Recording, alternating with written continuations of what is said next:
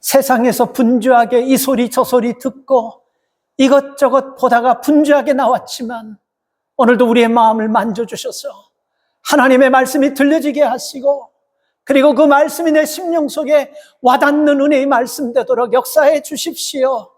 이 말씀이 한 주간 우리의 생사복을 주관하는 우리의 성패를 가르는 생명력 있는 말씀을 깨닫고 받아들이게 하여 주시옵소서. 오늘도 예배 가운데 하나님의 신이 우리와 함께 하여 주실 것을 믿고 살아계신 예수님의 이름으로 기도 올리옵나이다. 아멘. 오늘 본문 말씀은요, 오순절 성령 강림 이후에 베드로가 초대교회 교인들에게 두 번째 한 설교 제목입니다. 설교입니다. 무슨 설교를 했냐면 예수님을 십자가에 못 박은 유대인들의 죄를 아주 적나라하게 지적했습니다. 그리고 그들로 하여금 그 잘못을 회개하고 죄 사함을 받으라라고 말씀하고 있어요. 그래서 오늘 메시지의 핵심 단어는요, 19절입니다. 권사님 기도하시면서 봉독해 주셨듯이 너희가 죄 사함을 받으라. 이 말씀이 오늘 우리에게 주는 이 본문 말씀의 핵심 메시지인 것입니다. 왜 여러분 우리가 회개해야 합니까? 우리가 신앙생활 하면서 회개하라는 말을 참 많이 듣잖아요. 왜 우리가 회개해야 됩니까? 죄를 짓기 때문에 회개하는 거예요. 그렇죠? 그럼 왜 죄를 짓습니까? 왜 죄를 짓습니까, 여러분? 우리가 볼 때는 세상에서 아주 훌륭한 사람들, 아주 지식인들, 그리고 돈 많이 있는 사람들, 권력자들, 종교인들, 이런 사람들이 여러분 왜 죄를 지을까요? 한번 생각해 보세요, 여러분. 왜 죄를 왜 지을까? 그리고 여러분, 이 사람들이 그런 죄를 지으면서 이 죄의 결과가 무엇인지 알았다고 한다면 진짜 죄를 지을 수 있을까? 이 말이 이해가 가지 않으면요, 여러분들에게 스스로에게 한번 물어보십시오. 여러분, 죄를 짓습니까? 안 짓습니까? 그럼 여러분들이 답해 보세요. 왜 죄를 짓습니까? 모르고? 욕심에. 그렇죠? 우리가 여러분 그 욕심에 의해서 죄를 짓지만요, 따지고 보면 이 욕심보다 더 죄의 대가와 죄의 결과는 더 무섭고 참혹하다는 걸 알면요, 욕심, 우리가 죄 짓는 거 막을 수 없어요. 죄 짓는 거 우리가 죄 짓게 할 수 없습니다. 그러니까 결과가 뭐냐면요, 제가 얘기하고 싶은 것은 우리가 죄를 짓는 것은요, 결과를 모르기 때문에 죄를 짓는 거예요. 그러면 우리가 이렇게 생각할 수 있어요. 아니, 그렇게 많이 배운 사람들이, 그렇게 저명한 인사들이, 나라의 지도자들이, 종교 지도자리라고 하는 사람들이, 그런 사람들이 돈이 없고 배우지 못하고 실력이 없어서 죄를 짓는다? 앞뒤가 안 맞지 않습니까? 라고 생각할 수가 있습니다. 그렇죠? 그러나 여러분들이 얘기했듯이 돈이 있어도 배웠어도 실력이 있어도 세상의 지도자라고 할지라도 죄의 결과의 대가가 얼마나 무서운 줄 알면 죄를 안 짓는데 그걸 모르기 때문에 성큼 짓는 거예요. 지금 아니죠. 이제는 바뀌었죠. 2024년 정권이 무너지면 시리아 대통령이 누구죠? 시리아 대통령이 알 아사드라는 사람이죠. 근데 이 알 아사드의 아버지는 누구냐면 핫페즈라는 사람인데요. 왜 얘기하냐면 시리아는 1970년부터 2000년도까지 하세드라는 알 아사드의 아버지가 30년을 나라를 다스렸어요. 이게 과거에 무슨 옛날에 봉건제도라든지 왕족제도에서 있는 것이 아니고 70년부터 20년, 30년을 다. 그리고 나서 알 아사드가 2000년부터 2024년까지 24년을, 그러니까 토탈 이 가정이 이 나라를 몇 년을 다스린 겁니까? 54년을 다스린 거예요. 54년을. 이게 말이 되겠어요? 한 가정에서 아버지와 아들이 한 나라를 54년 다스리려고 이게 되겠습니까? 천사가 아니면 이거 이렇게 다스릴 수가 없는데, 이렇게 다스리면서 수많은 사람을 죽이고 수많은 부정행위를 행하고 자기 정권을 반대하는 사람들을 몰래 보내서 죽이고, 이것이 여러분 2024년 시리아 정권이 바뀌면서 여러분 이게 다 드러나 버렸어요. 그래서 지금 이 알아사드 어디 삽니까? 도망갔잖아요. 러시아에 도망가서 지금 살고 있잖아요. 한때 최고의 여러분 권력과 그 많은 돈과, 이 사람은 의대를 다녔던 사람이에요. 알아사드는요. 똑똑한 사람입니다. 지식, 명예, 권력, 돈 다 있었어요. 그럼에도 불구하고 한때 지은 죄 때문에 도망자의 삶을 살고 있다는 것입니다. 제가 얘기하는 것은 뭐냐면요, 이렇게 돈이 있고 권력이 있는 사람도 이 죄의 결과를 모르니까 짓는다라는 것을 말씀드리려고 하는 것입니다. 로렌스 서머스라는 사람이 있는데, 그 사람은 누구냐면요, 하버드 총장 했던 사람이에요. 그리고 미국의 재무장관 했던 사람이에요. 아주 세계적인 경제통입니다. 모든 경제 문제는 그 사람에게, 로렌스 서머스라는 사람에게 다 질문하고 그 사람이 다 결정할 정도로 상당히 똑똑한, 경제는 아주 확 들여다보는 사람이에요. 근데 그 사람이 뭐 때문에 2026년 4월 달에 공직에서, 하버드와 모든 공직에서 싹 다 내려왔냐면요, 그 제프리 앱스타인 있죠. 지금 그 사건에 관계된 사람이 수많은 사람이 거기에 그 사람이 연결되는 것을 신문에 딱 나니까 그 사람이 결국 자기 모든 것들을 다 내려놓아버렸습니다. 뭐를 얘기합니까? 배운 사람도 죄의 결과가 후유증이 뭔지를 모르기 때문에 죄를 짓는다는 걸 얘기하는 거예요.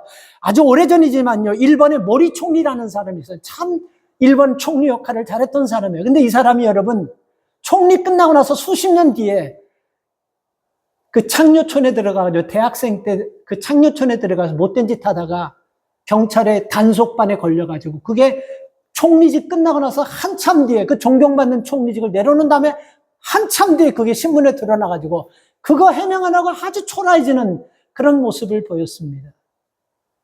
다시 말씀드릴게요. 우리가 생각할 때는, 아니 그 돈 많고 배운 사람들이 왜 죄를 짓냐고요? 모르기 때문에 죄를 질 수가 있는 거예요. 여러분들도 무슨 욕심 때문에, 여러분들도 무슨 환경 때문에, 상황 때문에 죄를 짓는다고 하지만요, 사실은 따지고 보면 죄의 대가가 얼마나 무서운지를 알면 욕심, 상황, 환경, 그런 거 우리가 막을 수가 없어요. 모르기 때문에 그러는 거예요. 그래서 여러분 오늘 본문 말씀을 보면 베드로도 범죄한 유대인들을 당해서 17절에 뭐라고 말씀하냐면요, 형제들아, 너희가 알지 못하여서 그렇게 했다라고 말하고 있어요. 뭐를 그렇게 했다라는 것입니까? 그들이 예수님을 하나님의 아들로 알았다고 한다면 예수님을 십자가에 못 박여 죽이는 일을 하지 않았을 것이나, 그러니까 이것을 베드로가 유대인들에게 뭐를 얘기하냐면요, 모르고 너희가 했다라는 거예요. 그렇지 않겠습니까? 유대인들이 예수님이 누군 줄 알았다면, 하나님의 아들이고 메시아인 줄 알았다면 유대인들이 여러분 예수님을 죽였겠어요? 모르고 했다라는 거예요. 베드로가 얘기하는 거예요. 모르고 너희가 죄를 저질렀다라는 것입니다. 그 당시 여러분 제사장이 누구였냐면요, 가야바라는 제사장이었습니다. 제사장, 요즘 얘기로 하면 종교계를 대표하는 가장 존경받고 훌륭한 사람이죠. 그러니까 이 사람이 신앙이 없겠어요? 믿음이 없겠어요? 존경받지 못했겠어요? 다 갖춘 사람입니다. 권력이 없겠어요? 근데 여러분 그 가야바가 뭐라고 얘기했냐면요, 요한복음 18장 14절 말씀을 보면, 한 사람이 백성을 위해서 죽는 것이 유익하다. 참 아리송한 얘기를 했어요. 이 말을 가만히 보면요, 마치 예수님께서 우리의 메시아로 오셨기 때문에 이분은 이렇게 죽을 것이다라는 그런 뉘앙스로도 들리지만요, 또 한편으로는 여러분이 가야바 대제사장은요, 예수님 때문에 골치 아픈 거예요.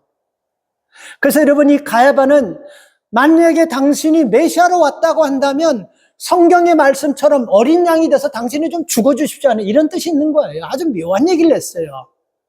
그래서 여러분 이 말씀 속에는요, 죄 없는 한 사람을 죽이고 다른 사람이 평화롭게 살자, 이 의미가 들어있는 겁니다. 이게 가능합니까?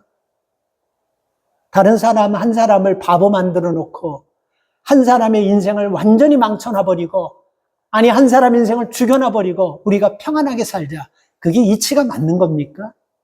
그게 종교 지도자하고 제일 믿음이 좋다고 하는 사람이, 종교계를 대표하는 사람이 그런 얘기가 맞다고 생각합니까?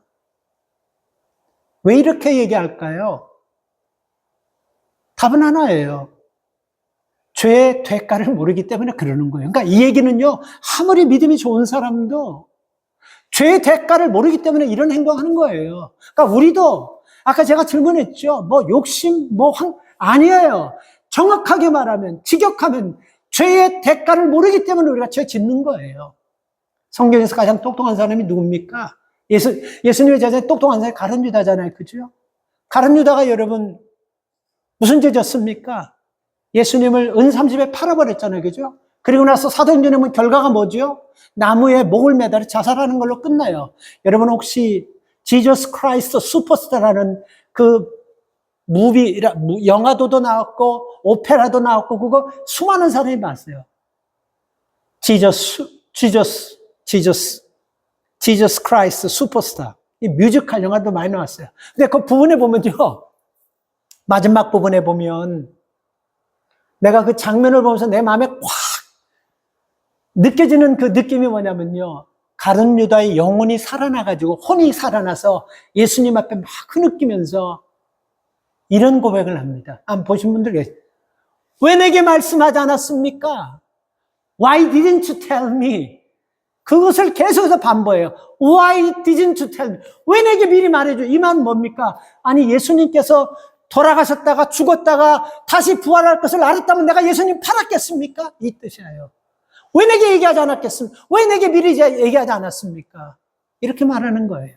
근데 그 말이 우리 마음에 확 와닿다. 제 마음에 확 와닿더라고요.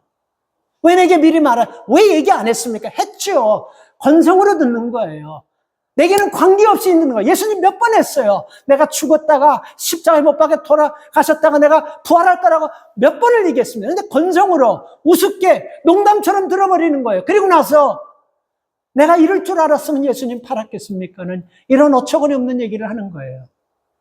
삶을 살면서 가장 안타까운 게 뭐냐면요, 나이 많이 먹고 내 마음대로 살고 그리고 이제 다 죽을 때 된 사람이 내가 이럴 줄 알았으면 그렇게 안 살을 거 할 때 참 답답해요. 하나의 진리를 모르는 거예요. 이건 상식입니다. 이건 아주 간단한 거예요. 죄의 삭은 사망이에요. 이거를 모르기 때문에 죄 짓는 거예요. 이거를 모르기 때문에 똑똑한 사람도, 돈 있는 사람도, 그리고 나라의 한 지도자, 대통령들도, 이거 종교 지도자도 이거 모르기 때문에 여러분 죄를 짓게 된다는 것입니다. 그래서 결국 모든 죄는요, 무식해서 짓는 것이 아니고 무지해서 죄 짓는 거예요. 사람이 배우지 못하고 해서 다 죄 짓지 않습니다. 배우지 못했지만 여러분 얼마나 겸손하게 진실되게 믿음으로 살려고 몸부림치는 사람이 얼마나 많습니까? 근데 무지하면요, 배웠던 못 배웠던 간에 무지하면 막 죄질러 버리는 거예요. 한 번밖에 없는 인생인데 내 맛대로 즐겁게 살다가 끝나는 거지 뭐, 이러면서 여러분 무지하기 때문에 죄를 짓는 거예요. 그래서 여러분 우리가 누가복음에 보면요, 그 부자가 그렇게 인색하게 살고 죄 짓던 사람이 결국은 죽어가지고 지옥에 가가지고 나사로가 천국에 있는 것을 보면서 아버지 아브라함이요, 저 우리 집에서 밥 빌어 하던 그 동냥하던 저 나사로를 통해서 내 혓바닥에다가 물 한 방울만 좀 떨어뜨리면 안 됩니까? 할 때 안 된다 그랬습니다. 거기하고 여기는 막혀있기 때문에 올 수도 갈 수도 없다고 그랬어요. 무지하기 때문에 그러는 거예요. 무식해서가 아니고 무지하기 때문에 우리가 죄를 짓게 된다는 것입니다. 그래서 여러분 일생 자기 멋대로 살아놓고 내가 이럴 줄 알았으면 안 그랬을 건데, 우리 중에 이런 말 하는 분이 없기를 바랍니다. 죄의 삭은 사망이라는 이 말씀을 여러분 잊어버리고 죄를 밥 먹듯이 저지르다가 나중에 왜 내게 얘기하지 않았습니까? 이런 푸념하는 사람이 없기를 바랍니다. 그래서 여러분 믿음의 사람들은 죄 문제를 해결해야 돼요. 내가 알고 지었던 간에 모르고 지었던 간에 이 믿음의 사람들은 가장 중요한 것이 죄 문제를 해결하는데, 이 죄 문제를 해결하기 위해서는 무슨 방법이 있습니까? 회개 외에는, repent 외에는 방법이 없다는 거죠. 회개 외에는 방법이 없어요. 종교 지도자도, 나라의 대통령도, 무슨 하버드대 총장도 상관없어요. 회개하지 않고는 여러분, 죄의 문제는 해결할 수가 없어요. 그래서 여러분, 하나님 앞에 우리 잘못을 아뢰고 회개하면 하나님은 반드시 용서해 주십니다. 그리고 죄는요, 지으면 빨리빨리 털어내는 게 제일 좋아요.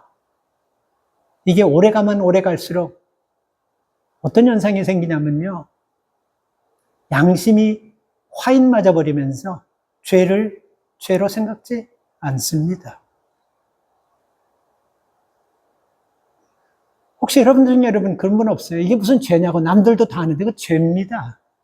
그런 소리 하는 거 아니에요. 그건 초신자들이 하는, 남들이 다 하기 때문에 나도 그 죄예요. 초신자들이 나는 거예요. 그래서 여러분, 회개는요, 오래가면 오래갈수록 정말 힘든 거예요. 마치 여러분, 우리가 벽돌로 집 쌓는데 밑에 거를 한참 쌓다 보니까 밑에 게 이게 문제가 있는데 많이 쌓다 보니까 이거 위에 거를 다 허물어뜨리고 또 그걸 뺄 수가 없잖아요. 그거 에라 모르겠다고 그냥 쌓아버리는데, 근데 그것 때문에 그거는 무너질 수밖에 없게 돼 있는 거예요. 세탁소 하시는 장로님이 그래요. 우리 맨하탄에서 세탁소 하시는데 그 증권가 부근에서 세탁소 하시는 장로님이 계신데, 장로님이 세탁소를 무척 잘해요. 그분이 그런 얘기를 하더라고요. 한 주에 난방을 갖고 오는 사람인데 꼭 6개씩, 7개씩, 많으면 10개씩 갖고 온다고 합니다. 그래서 한 주가 지나가지고 못 갖고 오면 한 2주, 3주 되면요, 막 25개씩, 30장씩 와이셔츠를 갖고 온대요. 근데 여러분, 이분이요, 세탁소 하시는 장로님이 그 손님을 보면서 깨달은 한 가지가 있다고 합니다. 이 사람은 한 번 옷을 입고 여러분, 한 번씩 갈아입을 수밖에 없는, 땀도 많고 그런 사람이기 때문에 꼭 하루에 한 번씩밖에 못 입는다는 걸 알고, 세탁소 하시는 분들은 알 거예요. 이렇게 한 번 딱 입고 벗은 옷은요, 빨기가 쉽다는 거예요. 그렇죠? 빨래가 빨리 빠진다는 거예요. 그 세탁소인이 깨달은 거예요. 그래서 여러분, 어떤 스팟도 그냥 쓱쓱 하면 다 나와버리는 거예요.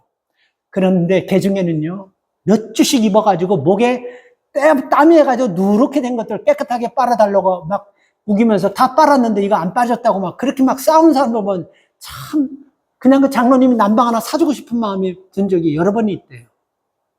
죄도 똑같습니다. 쩌들게 돼요. 베이게 돼요. 그리고 마음이 굳어지게 되는 것입니다. 그래서 여러분, 우리가 죄를 지을 때는요, 누구나가 죄를 지을 수 있다는 걸 깨닫고, 이건 나만 아니에요. 우리 모두는 죄를 짓는데 하나님 앞에 나와서 철저하게 회개하고 돌아설 때 오늘 19절 말씀에 유쾌하게 되는 은혜가 임할 줄 믿습니다. 유쾌하라는 단어는 뭔 단어입니까? 국어사전에 보면요, 즐겁다, 상쾌하다, 분위기를 좋게 한다, 이런 단어예요. 근데 여러분, 영어 성경에 보면요, 거기 뭐라고 나와 있냐면 refresh라고 나와 있어요. 그리고 여러분, 원뜻은요, 아납심시스. 히브리어로 아납심시스. 근데 이 뜻은 뭐냐면요, 사람이 응급환자 할 때 우리가 어떻게, 이 산소호흡 할 때 어떻게 합니까? 그 사람이 남자건 여자건 손 이렇게 해가지고 이렇게 해서 안 해요. 그냥 입과 입을 마주치면서 숨을 불어넣는 거. 아납십시스. 그게 아납십시스라는 뜻이에요. 유쾌하게 된다는 것은요, 숨을 불어넣는다라는 뜻입니다.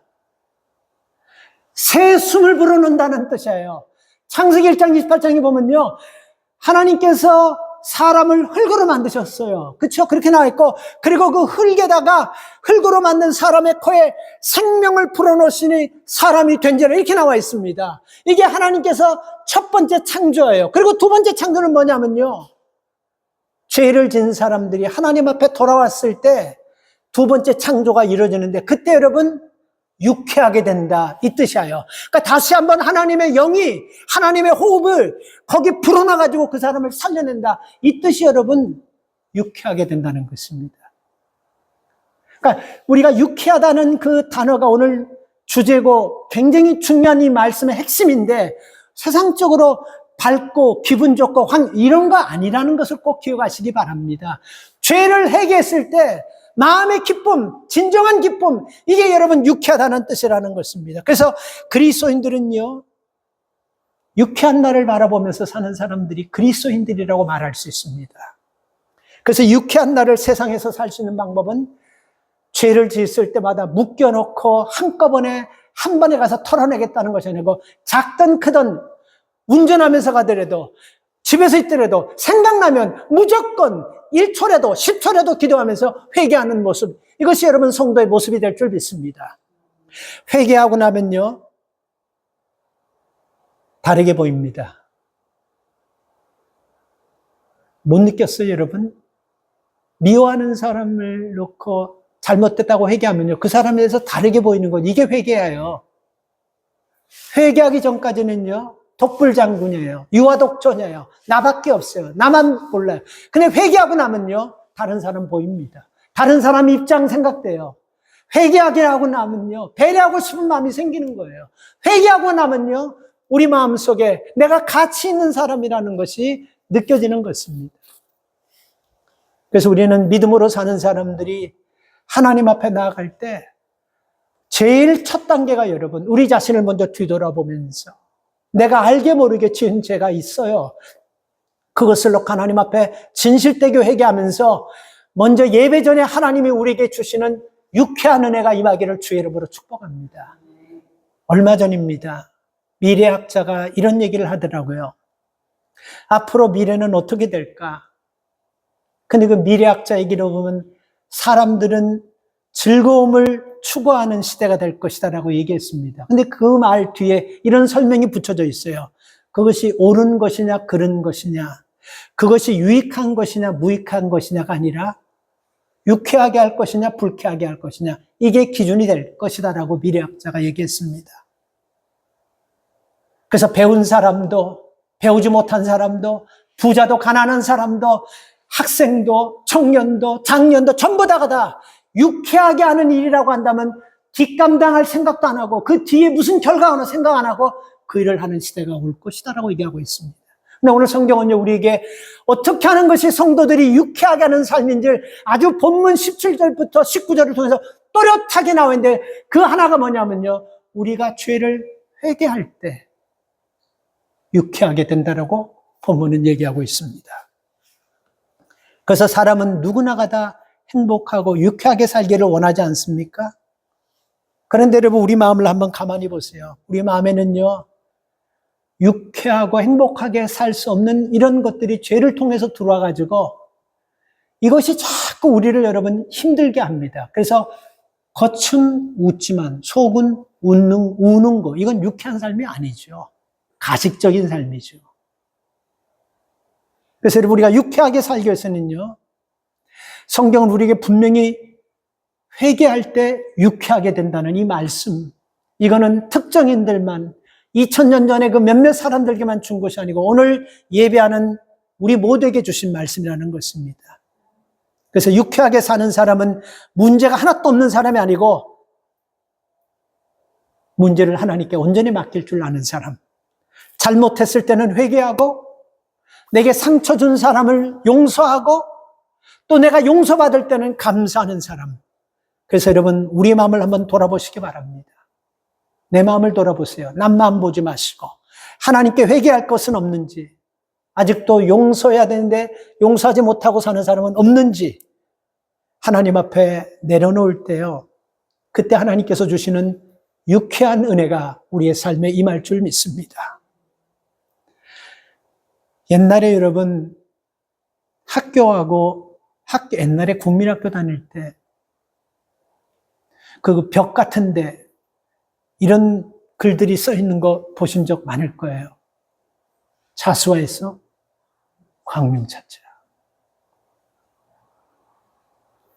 우리가 여러분 지금 유쾌한 삶을 살지 못하는 이유는 하나님께 문제가 있는 것이 아니고 하나님의 말씀을 듣고 내 양심을 때리고 찌르는데도 불구하고 거부하고 내 뜻대로 살려고 하는 데서 신앙생활하면서 하나님께서 주시는 말씀을 듣고도 기쁨이 없고 유쾌한 삶을 살지 못하는 것입니다. 여러분, 강조하면서 말씀드리지만 우리 인생 여러분 두 번도 아니고 한 번밖에 없는데 초라하게 불쾌하게 사는 사람 없기를 바랍니다. 길지 않은 인생 사는 그날까지 유쾌하게 살 수 있기를 축복합니다. 유쾌하게 사는 것은요, 환경이 가지고 있는 것이 주변이 나를 유쾌하게 하는 거 아니에요. 내 죄가 회개했을 때 하나님이 주시는 그 은혜가 나를 유쾌하게 한다는 것을 꼭 기억하시기 바랍니다. 두 번째는 여러분, 우리가 믿음으로 육체가 건강할 때 유쾌한 삶을 살 수 있어요. 이 말은 뭐냐면 오늘 이 본문은요, 사실 이 사도행전 3장 1절부터 이 10절까지 보면 무슨 사건이 있냐면요, 성전 미문에 안진뱅이의 사건이 나옵니다. 베드로와 요한이 기도하러 성전에 들어가는데 안진뱅이가 구걸했어요.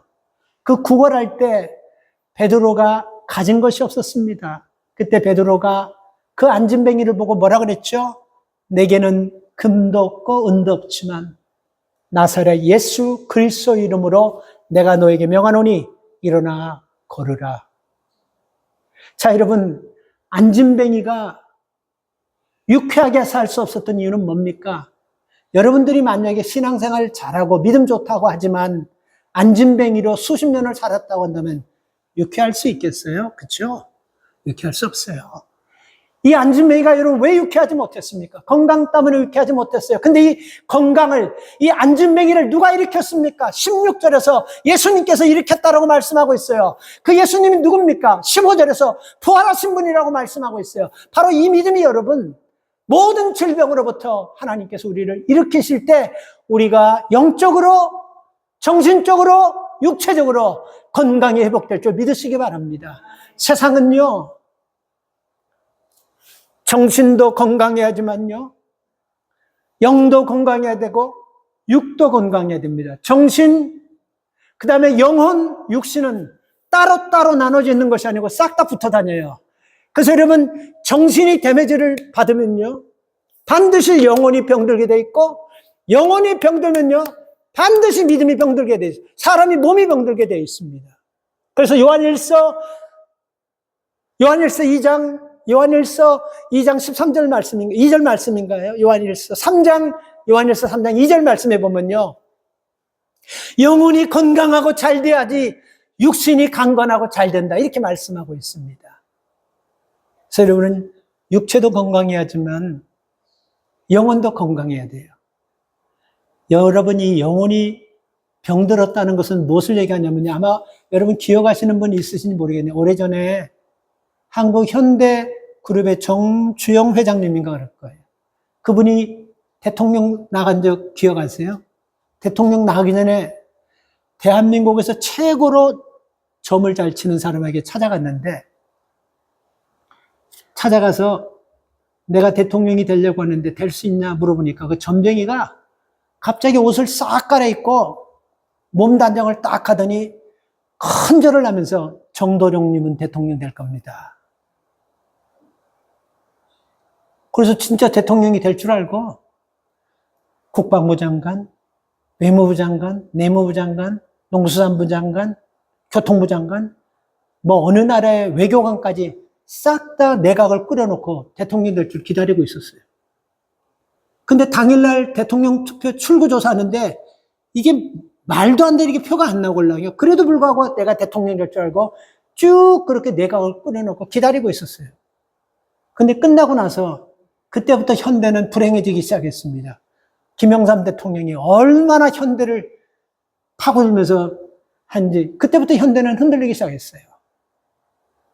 그러니까 여러분, 이렇게 한번 되면요, 그놈은 점쟁이를 찾아가서 아주 그냥 이걸 때리든지 한번 아니면 난리를 좀 지겼어야 되는데 영적으로 건강하지 못한 사람은요, 그래도 또 찾아가요. 그 뒤에 국무총리가 찾아가지고 나는 대통령 될 수 있냐고 물어보니까 당신 내 말대로만 하면 대통령 될 수 있다고 그래가지고 어떻게 하면 되냐. 당신은 무조건 동쪽으로만 다녀라. 동쪽으로만. 동쪽으로만 나가자. 문을 동쪽으로 만들어서 동쪽으로만 가라. 아, 근데 이분이 총리가 공간이 대궐 같은 데서 살지 않았어요. 한남동에 총리 공간이 얼마나 대궐 같습니까? 근데 그 문이 남쪽에 열려 있어요. 근데 어떻게 하냐면요. 비서들한테 그 높은, 그 총리 공간이 그 높은 경찰이 오면 다 지킨데 거기다 사다리를 올라가는 데 놓고 내려가는 데 놓고 사다리 타고 동쪽으로 간다. 이렇게, 이게 영적으로 이렇게 되면 이게 미치는 거예요. 근데 본인은 모르는 거예요. 그런 사람이 대통령 되면 나라가 얼마나 불행해지. 안 되는 거예요. 여러분, 우리가 영적으로, 육적으로 여러분 건강하기 위해서는요, 우리가 하나님의 말씀을 통해서 우리가 영적 안에 강건해진다는 걸 꼭 기억하시면서 영혼, 육체 이 세 가지는 여러분 항상 연결되어 있습니다. 그래서 하나님 앞에 나아갈 때 하나님께서 믿음으로 우리 육체, 영혼, 정신을 강건케 해주셔서 우리가 남은 생 유쾌하게 사는 그런 삶을 살게 될 것을 믿습니다. 마지막으로 여러분, 우리가 말씀대로 살아야지 복을 받고 유쾌한 삶을 삽니다. 말씀대로 살아야지만. 오늘 이 본문 말씀 우리가 시간상 읽지는 못했지만요, 26절 말씀을 보면요, 그 종을 보내셨다라고 라는 말씀이나, 여기서 그 종은 누구를 얘기하냐면요, 예수님을 말합니다. 다시 말하면 예수님을 왜 우리에게 보내셨다라는 것입니까? 26절, 복주께서 보내셨다라고 얘기합니다. 복주시께서. 우리가 어떻게 복을 받습니까? 악한 길에서 돌아설 때 복을 받는 거예요. 그러면 저나 여러분들이 어떻게 악한 길에서 돌아설 수 있습니까? 하나님의 말씀을 따를 때, 하나님 말씀을 듣고 순종할 때 악한 길로부터 돌아설 수가 있다라는 것입니다. 그래서 21절 말씀을 보면요, 하나님께서 보내신 선지자의 말씀을 들으라고 하셨습니다. 22절 말씀을 보면 모세를 통하여 예언하신 말씀을 들으라는 거예요. 24절 사무엘을 통하여, 25절 아브라함을 통하여 예언한 말씀을 들으라는 것입니다. 이 말씀은요, 예언한 말씀, 하나님 말씀을 들을 때 우리에게 유쾌한 날이 올 것이라는 말씀이에요. 하나님을 떠나서 내 방식대로 살고 내 뜻대로 살면 유쾌한 삶, 행복한 삶 올 것이라고 생각하고 내 멋대로, 내 방법대로 살지만 점점 더 유쾌한 삶과는 거리가 멀어지고 환경이 유쾌한 것 같이 보일 뿐이고 상황이 유쾌한 것처럼 보일 뿐이지만 나중에는 정말 이 마음속에서 주시는, 하나님이 주시는 평안과 기쁨은 없는 것입니다. 왜? 큰 대로 같은 집에 살면서 매일같이 불안, 근심, 초조, 염려하는 사람, 그런 사람들이 있잖아요. 그죠? TV 같은데 이렇게 방송국에 보면 꼭 그런 사람 있잖아요. 그 삶을 사는 것입니다. 여러분, 이재철 목사님이라는 분 아세요? 한국에 참 훌륭한 분이세요. 근데 그분 잘 모르지만 그분 누나가 누군지 이름 되면 다 알아요. 고은화 권사님. 참 믿음으로, 고은화 권사님 동생이 이재철 목사님인데 그분이 스위스 제네바에서 목회할 때예요. 스위스 제네바에서 목회할 때 무슨 소식을 들었냐면 그 스위스 제네바에 블랭빨레라는 교회가 있는데 그 교회에 술집을 차렸다라는 그 기사를 보고 아, 진짜 술집을 차렸나 하고 이재철 목사님이 한번 확인하려고 갔다고 합니다. 교회가 교인들이 없고 재정이 안 돼서 교회가 팔려가지고 뭐 식당하고 뭐 술집하고 이런 것들은 참 많이 봤는데 특별한 거는 뭐냐면요. 교회가 목회하는 목사님이 바텐더 기술을 배워가지고 술집을 차려놓고 그 교회에서 한다는 게 이게 진짜 가능할까 하고 해서 한번 가봤다고 합니다.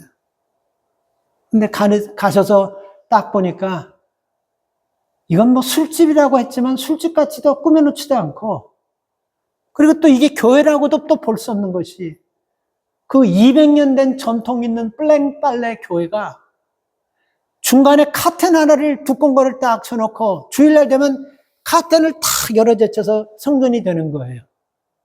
그리고 평일날은 뒤편은 테이블 몇 개 놓고 거기서 또 술을 팔고 목사님이 술 만들어가지고 이 칵테일 만들어서 많이 팔고 그렇게 하는 거예요.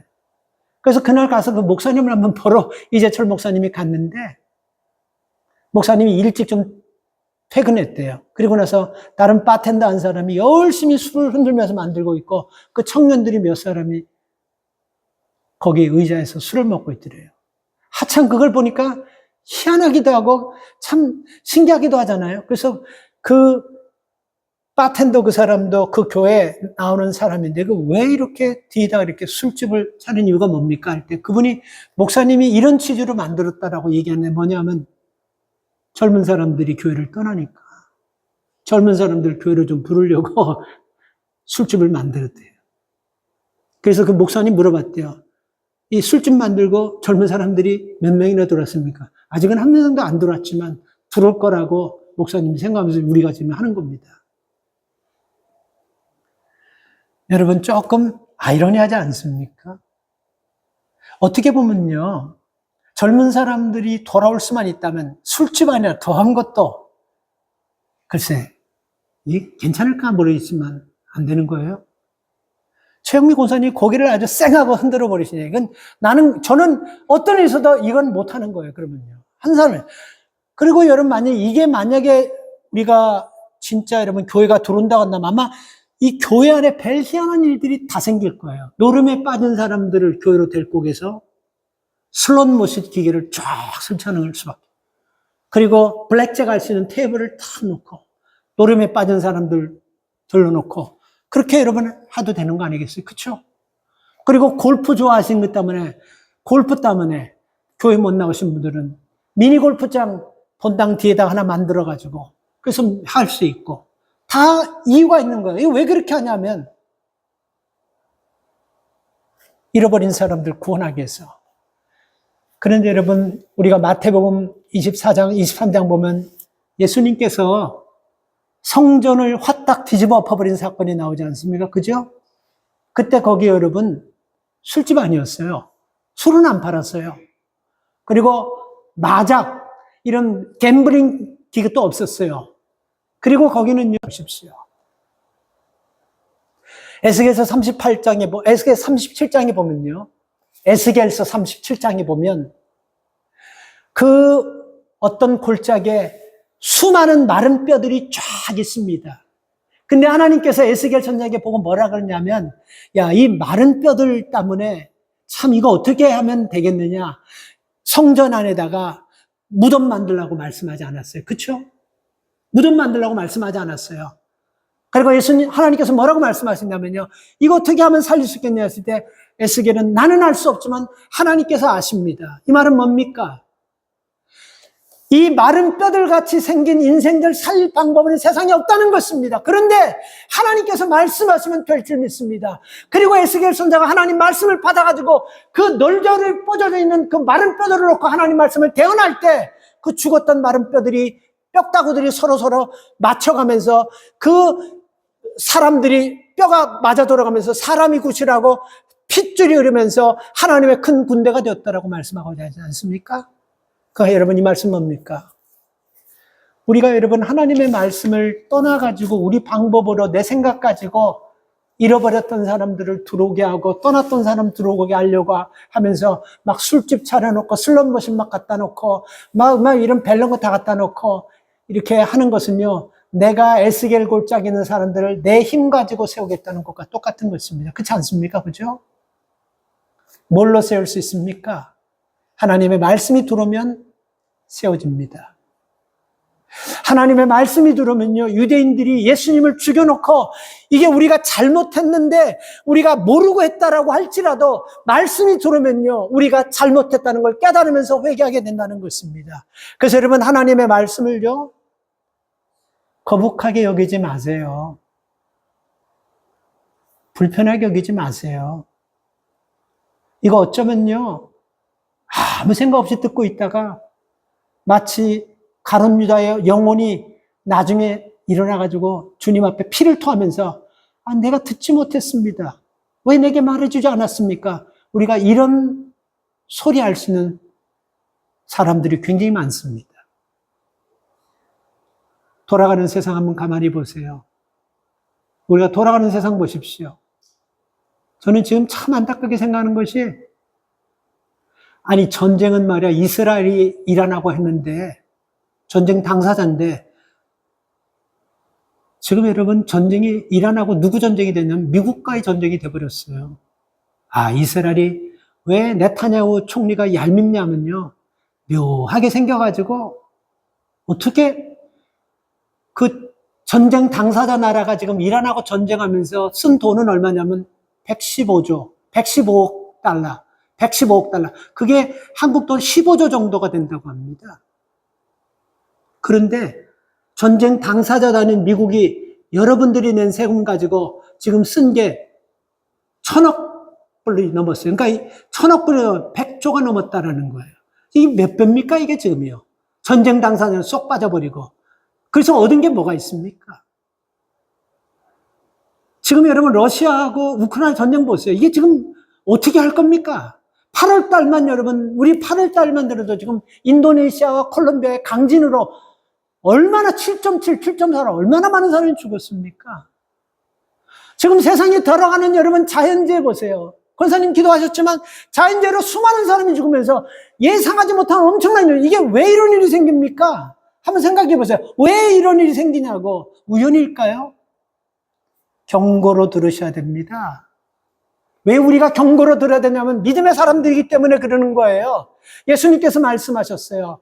망대가 무너져가지고 수많은 사람이 죽었는데 이거 너희도 회개하지 않으면 이렇게 될 수 있다라고 예수님 말씀하셨어요. 오늘 여러분, 우리는 남은 생 불쾌하게 사는 인생이 아니라 하루를 살더라도 유쾌하는 삶을 살아갈 수 있기를 바랍니다. 그러기 위해서는요, 회개하고 용서의 기쁨을 얻으시고 하나님 앞에 나가서 육체만이 아니라 정신, 영혼, 육체가 건강해지고, 그리고 말씀을 붙잡을 때 우리가 유쾌해지는 삶을 살 수 있음을 믿고 말씀 붙잡고 승리하는 여러분 되시기를 주의 이름으로 축원합니다. 하나님 은혜를 감사합니다. 오늘도 하나님이 말씀 속에서 남은 생, 길지 않은 인생, 한 번밖에 없는 인생, 괴롭게 불쾌하게 살지 않게 하여 주시고, 이 말씀 듣는 모든 성도들이 남은 생 유쾌하게 살아가는 은혜의 복을 주시옵소서. 그래서 하나님, 이들을 통해서 우리 주변에 무너지고 넘어진 모든 영혼들을 주님 말씀으로 구원해낼 수 있게 하여 주시옵소서. 예수님의 이름으로 기도 올려옵나이다. 아멘. 찬양합니다.